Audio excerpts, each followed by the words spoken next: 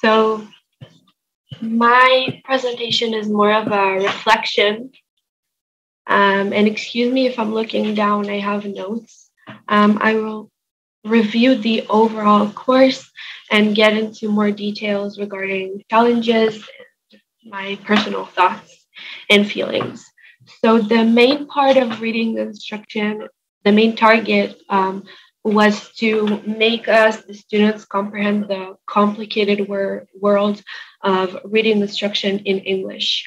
As we know, many students don't know how to read properly, and um, that's why this course was so important and so essential for us to learn how to instruct them properly, because we will have to do it in the future as teachers. We've learned through presentations and videos and many articles that we had to read on our own. And what was very interesting and important is that all of our, most of our senses were activated, um, and we learned through sight and through hearing, whether it was chanting out parts of words and connecting letter to sound, or whether it was videos regarding whatever topic it was that day, as well as touching. We haven't attended a lot of face-to-face meetings, but from home, we cooperated with what we needed to do. Regarding challenges, I think one of the biggest challenges was that we are not teachers yet, and so this course was very theoretical. We don't have actual students to apply this material to, and so it was difficult to grasp the fixed ideas that we had, or at least I had in my head, regarding reading. For example, I remember the first Zoom class where I actually understood that reading is a skill and it's a tool that you need to develop. It doesn't come naturally to any of us, and it's not automatic. It's not a natural thing. And once I understood that, the rest of the course was very much bursting other bubbles for me, like I've just mentioned. Um, Also, understanding that reading isn't memorizing words was a very big step towards understanding reading instruction and how to become a student reader. Sorry, I'm kind of nervous. Um, Also, another challenge I would like to discuss is not for now, but in the future. We are going to have to apply this material sometime in the future. And I always find myself thinking how I'm going to apply all of this in real time, because being very realistic, I know that I'm not going to be able to do everything and I'm not going to be perfect, but I think it's a work in progress, and still this course is very vital.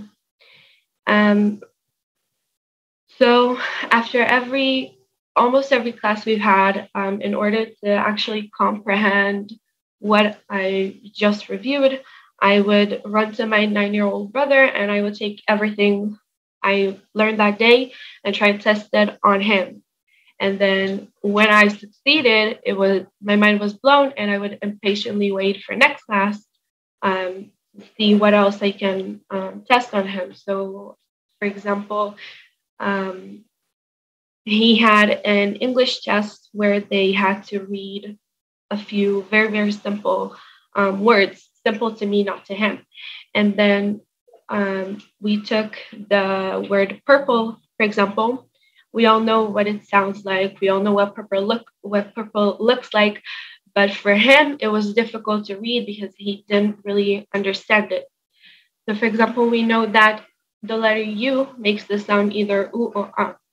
But when we put it together with R, it creates the sound So that's very difficult for a 9-year-old to understand. And then L and E produces the sound U. So what I did was I took the word purple, we broke it up into chunks, P, R, P, and U, and we chanted it out like we did with Regina. Each chunk of the word, we chanted it and we learned how to pronounce it, how to read it, and then we were able to combine it into purple and to actually make him read the word purple. So for reflection part, the final part, I would like to say that this course was not only crucial for me in the future as an EFL teacher, but also for me today, because I know a lot of us are sisters and mothers and etc. And you can really, it really changes your perspective and your thoughts and your outview on everything. I would get agitated and irritated when I would review very simple texts with my brother, not only in English, but also in Hebrew. And ever since taking this course, I have never rushed him again, and I will never rush him again, because I know that it takes development, and you need to work on it and practice and practice and practice until you're able to read simple words. And that is it. Thank you. Thank you, Shahal. And as we all know, teaching to read is a lifelong process. It never ends. I'm still a student. So thank you for sharing your insights and experience.